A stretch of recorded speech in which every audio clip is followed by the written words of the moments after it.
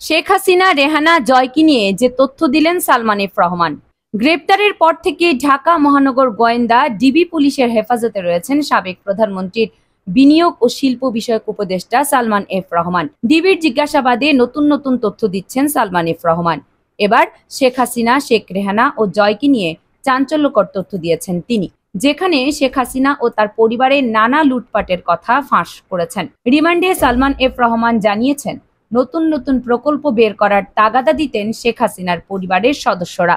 নতুন প্রকল্প মানেই বড় অঙ্কের কমিশন, এর সবকিছুই জানতেন শেখ হাসিনা, তবে তিনি কখনো তাতে না করেননি। তার দাবি, শেখ পরিবারের অতি লোভের কারণেই দেশের অর্থনৈতিক অবস্থা এতটা শোচনীয় হয়েছে। তাতে সব সময়ই সায় দিতেন সরকারের শীর্ষস্থানীয় কিছু ব্যক্তি।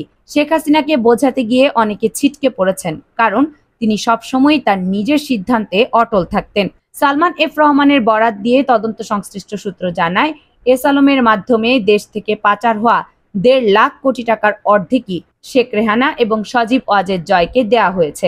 বাংলাদেশ ব্যাংকের তৎকালীন গভর্নর আব্দুর রউফ তালুকদারের সরাসরি তত্ত্বাবধানে এসব অনিয়ম হয়। তবে এসব বিষয়ে কেউ কথা বলার সাহস পাননি। কেবল অর্থ পাচার নয়, দেশের স্টার্ন রিফাইনারি চিনিকল হাতিয়ে নিলেও এস আলমের বিষয়ে সবাই নীরব ছিলেন। তদন্ত সূত্রে জানা যায়, রাষ্ট্রায়ত্ত জনতা ব্যাংককে লুটপাটের জন্য বেছে নিয়েছিলেন সালমান এফ রহমান। তাই নিজের পছন্দের মতো চেয়ারম্যান এবং এমডি নিয়োগ দিতেন। পছন্দ না হলে নিয়োগপ্রাপ্ত ব্যক্তিকে ব্যাংকে যোগদান করতে দিতেন না। কেউ যোগদান করে ফেললেও অনিয়ম দুর্নীতির অভিযোগ দিয়ে পদত্যাগে বাধ্য করতেন। বাণিজ্য মন্ত্রণালয়ের সাবেক সচিব হেদায়েত উল্লাহ আল মামুনকে জনতা ব্যাংকের চেয়ারম্যান নিয়োগ করা হলেও সালমানের পছন্দ না হওয়ায় তিনি যোগদান করতে পারেননি। একইভাবে কেন্দ্রীয় ব্যাংকের সাবেক পরিচালক ডক্টর জামাল উদ্দিন আহমেদ জনতা ব্যাংকের চেয়ারম্যান হিসেবে যোগদান করলেও দুর্নীতির অভিযোগ তুলে তাকে পদত্যাগে বাধ্য করেন। এসব বিষয়ে প্রশ্ন করলেও নীরব থাকেন সালমান এফ রহমান। তদন্ত সংশ্লিষ্টরা তাকে বন্ড ছেড়ে প্রায় ৭,০০০ কোটি টাকা তুলে নেওয়ার বিষয়ে প্রশ্ন করেছেন। তিনি বারবার অসুস্থতার কথা বলে এড়িয়ে গেছেন। প্রশ্নের মধ্যে ছিল, আইএফআইসি আমার বন্ড নামে একটি বন্ড ছেড়ে বিনিয়োগকারীদের সঙ্গে প্রতারণা কেন করেছিলেন? বন্ডটি আসলে বেক্সিমকো গ্রুপের আবাসন কোম্পানি শ্রীপুর টাউনশিপ লিমিটেডের ছিল কিনা, কারণ এই বন্ডের মাধ্যমে ১,০২০ কোটি টাকা তুলে নেওয়া হয়েছে। তদন্ত সংশ্লিষ্টরা বলছেন, তাদের কাছে তথ্য এসেছে সুকুকু ব্যান্ডের মাধ্যমে সালমান এফ রহমান তুলে নিয়েছেন ২,২৫০ কোটি টাকা। এই বন্ড কেনার জন্য ব্যাংকগুলোকে বাধ্য করেছেন তিনি। প্রথম দিকে ব্যাংকগুলো বিনিয়োগে রাজি না হওয়ায় পরবর্তীতে বাংলাদেশ ব্যাংক থেকে সার্কুলার জারি করানো হয়, যাতে ব্যাংকগুলো বন্ডে বিনিয়োগ বাধ্য হয়। তবে বারবার নিজের অসুস্থতার দোহাই দিয়ে প্রশ্ন এড়িয়ে যাচ্ছেন সালমান। উল্লেখ্য, কোটা সংস্কার আন্দোলন আগস্টের শুরুতে সরকার বিরোধী আন্দোলনে রূপ নিলে সারা দেশে ব্যাপক সহিংসতা ছড়িয়ে পড়ে। ৫ই আগস্ট আন্দোলনকারীদের ঢাকামুখী লং মার্চের মধ্যে প্রধানমন্ত্রীর পদ ছেড়ে ভারতে চলে যান শেখ হাসিনা। এরপর সরকারের মন্ত্রী এবং আওয়ামী লীগের জ্যেষ্ঠ নেতাদের প্রায় সবাই আত্মগোপনে চলে যান। কেউ কেউ আগেই দেশ ছেড়েছেন বলে খবর আসে।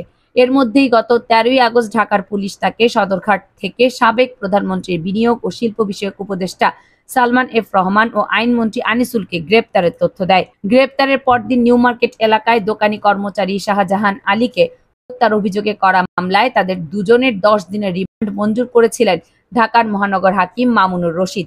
গ্রেপ্তারের সময় সালমান এফ রহমানের কাছ থেকে ৫টি সবুজ রঙের পাসপোর্ট ও একটি কূটনৈতিক পাসপোর্ট দেওয়ার জন্য রিমান্ড আবেদন যুক্ত করা হয়েছে।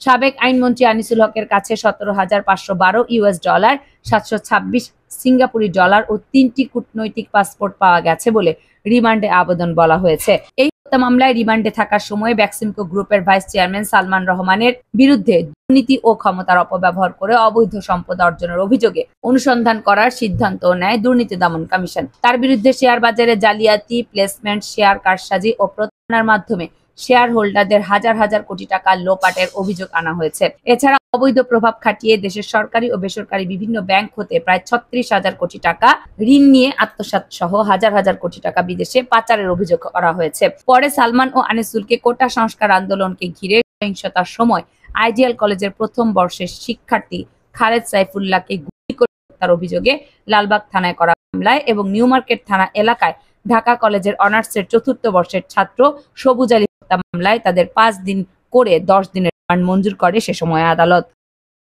কামরুন নাহার রাখি, কেএনআর মিডিয়া।